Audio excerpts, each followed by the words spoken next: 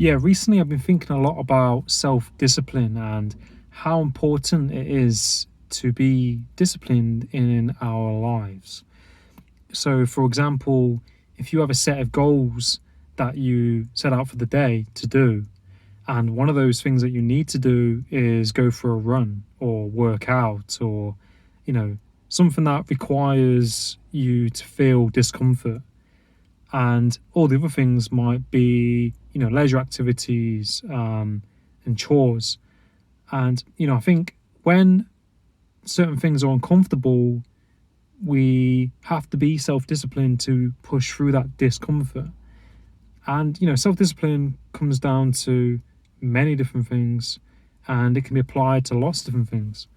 But through being self-disciplined, you build up this kind of control and discipline and resilience, and a sense of clarity in yourself. I find when you are in control of your life and you can tell yourself, I'm going to do this and I'm going to push through it, and then I can do X, Y, Z.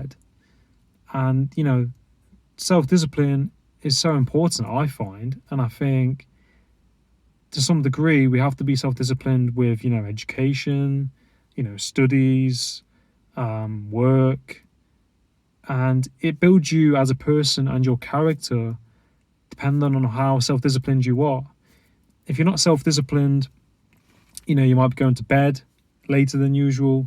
You might not be putting in as much effort as you probably should be, because you're not as disciplined as the next person.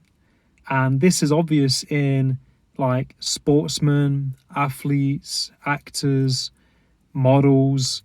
You see it in the person, how good they are at what they do. And a lot of that will come down to self-discipline. People who are self-disciplined might be willing to train more than someone else. They're willing to put in more time. For example, Kobe Bryant trained a lot more and put more time in than all the other people, so he was ahead of them. He had more momentum. And that's another thing that comes into self-discipline. When you're self-disciplined and you train and whatever you do, you build up a sense of momentum. And the more you do something, the more that momentum builds, and the more energy you have, and the more you're in the flow. And that can take time, and it does take time, and it's a process. But a lot of self-discipline comes down to your mindset and the way you think, and being aware of what you're thinking and what you're putting into practice. I mean, that's my take on self-discipline.